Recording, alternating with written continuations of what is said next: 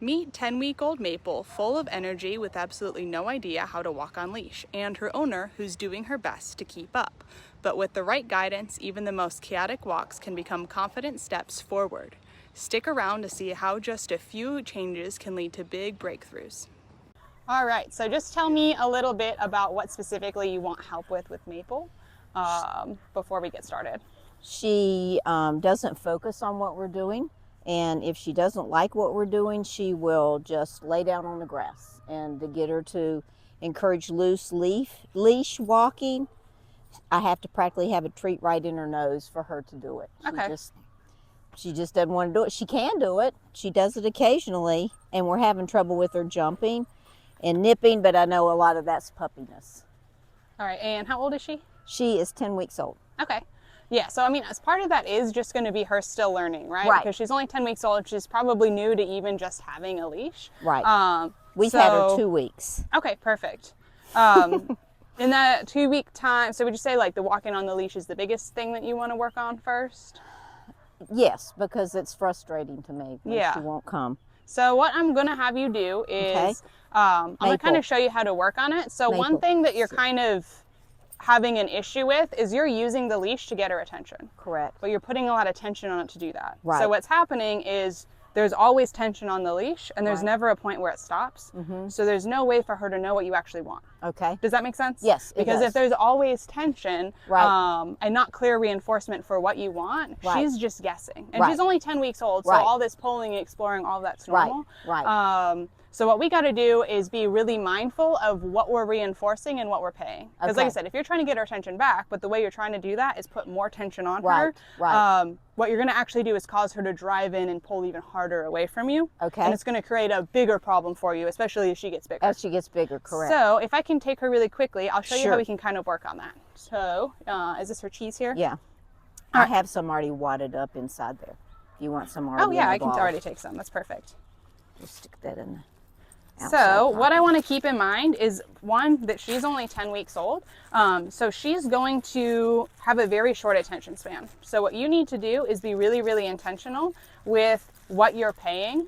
And make it really, really quick. She's not going to go for a long walk at this Correct, age I know and that. have tension on the leash. But I what I need to realize make that. sure I do is be prepared to pay her for what I want, which actually is no tension on the leash. Okay. So if I'm trying to get her attention back, what I don't want to do is ply more. Correct. What I'm going to do is let her see I have the food, yes. But what I'm going to do is intentionally reward her when there's no tension on that leash. Okay. Does that make sense? Yes. So I need to hold the leash in a way that she can get slack in it. If I keep pulling back like this, like see Right. how she naturally applies more tension? Correct. So if I pull back, she's going to apply more tension. What I need to teach her is if she feels more tension on that collar, the way to get reinforced is to give me her attention back. Does that make sense? And I am going to start with a lot of food in the beginning, but I am going to be really mindful of when I give it, right? Okay. So if the only time she gets food is when I go up and show her I have it, then she's just knowing she's going to get paid when I show her I have food, not when tension comes off the leash. Does that make sense? Yes, it does. So I'm going to start off showing her, but then what I'm going to do is intentionally give it to her every time she takes tension off the leash. And then what I can do is move around really quickly to give her the opportunity to stay with me and give me focus, so she has that chance to get more cheese. Okay. So first thing I'm going to do is just show her I have it. When there's tension off, I'm going to go ahead and pay her, right? Then what I can do is move around and pay her before she puts tension back on it to reinforce that's the behavior that I want, right? Okay. But I need to keep it short and while she's focused. So see how she's focused on me right now? Yes. That's exactly what I want, so I'm going to give her food. So I'm going to see if I can't walk by you and get her a little bit distracted. See how she's wandering off a little bit there? Yes. But she gave me her attention back. I'm still going to pay that. But I'm going to see if I can get her put on some tension so I can show you what to do.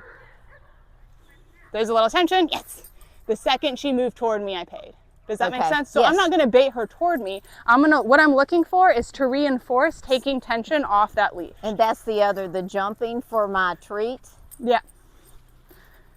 What you can do for the jumping for the treats at this stage, what I would do is try to bring your treats down a little bit faster. Okay. But I would prioritize removing pulling on the leash over jumping for food. Okay. Because if you wait too long for her to not be jumping, what's going to happen is you're losing that reinforcement of taking tension off that leash. Correct. Does that make sense? Yes. And that timing is going to be really important for her to understand. Okay. The other thing that you can do with the jumping that's going to help when she does take tension off is You don't want to pay her for the jumping, but if you stay moving backwards as you treat her, what's going to happen is she can't jump up because she's following you, right? So if I'm moving when I give it to her, see how her feet are still on the ground? Right. Good girl. You see how that time she hit the end and came back by herself? Right. There's a little tension, and she breaks it. So that's what I'm going to pay. Does that make sense? Yes. You want to try real quick with her?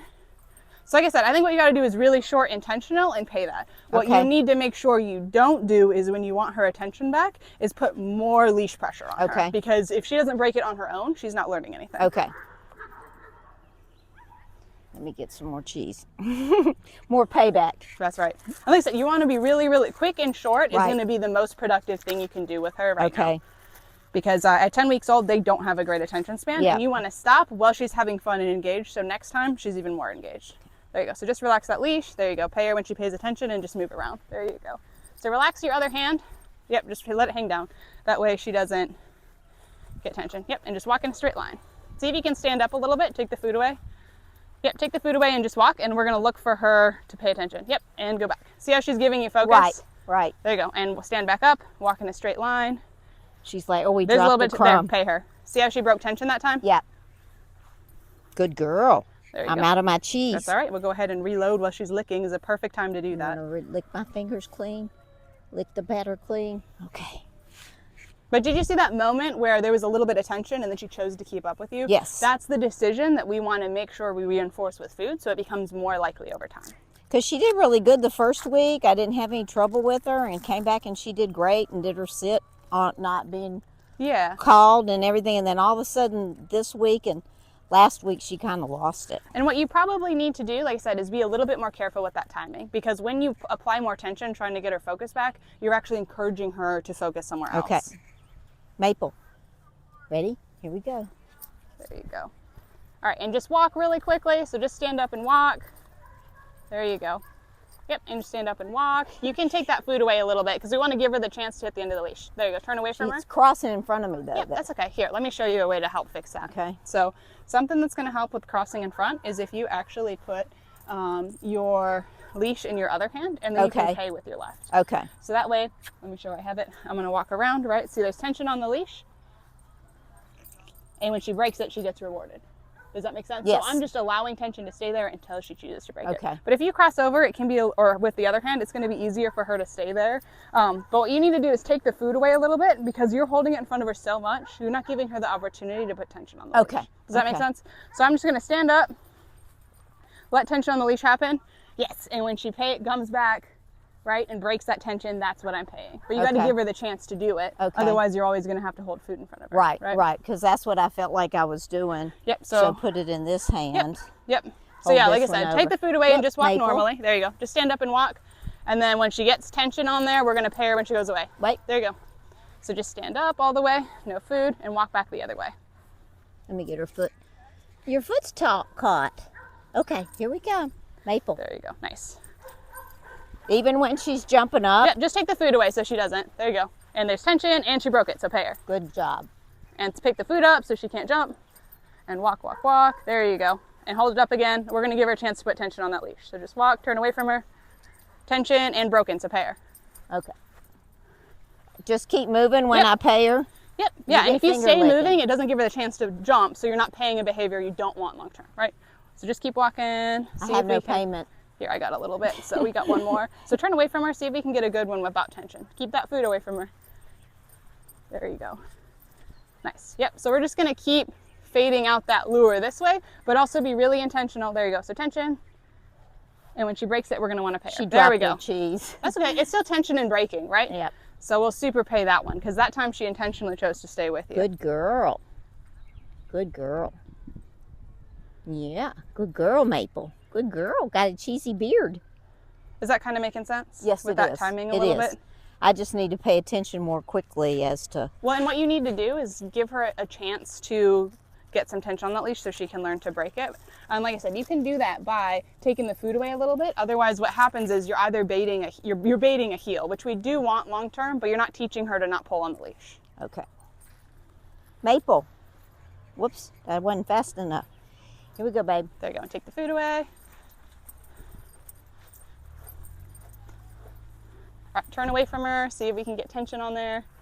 Nice. She's very smart. Look how good she is. She is very smart. There you go. But yeah, take your time with that food, right? We're going to look for her. There you go. Yep, so you're going to look for her choosing to give you attention and stuff. So if you're constantly giving it to her, you're not giving the chance there. Attention, and she broke it. So we're going to pay that. Good girl. And keep walking. Don't stop with it. Oh, okay. There you go. Yep. See how that time there was a tiny bit of tension and she went with you? Right. That's what we're looking for. Come on, Maple. There you go. And just walk. Don't say anything to her because, like I said, we're looking for the tension to be the cue to move back towards you. There you go. Good girl. That time there was a tiny bit and she moved towards you, right? Mm-hmm. Good girl. And turn away from her. Tension. And she broke it. Good girl. Oh, don't say anything. No, you can praise her and everything. You just don't want to be giving her commands that she doesn't know, right? So we're going to wait to give her commands until she knows behaviors. There you go. Keep walking. Nice. And she broke the tension again.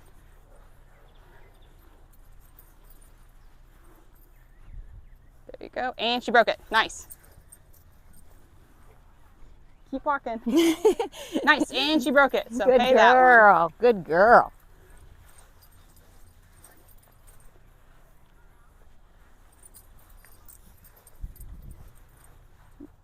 There you go. Just apply that tension. And she broke it. Nice. Give her a bunch of food for that because that was good. Good girl. Good girl. Do you got any questions with this? No. I've just not been paying close enough attention, I think. Yeah, and like I said, when the puppy's this age, you got to keep it really short, but be incredibly intentional with that timing so that they understand what behavior is getting them that cheese. And the behavior that's not getting her cheese is going to be you pulling her to you, right? It needs to be her choosing to do it on her own.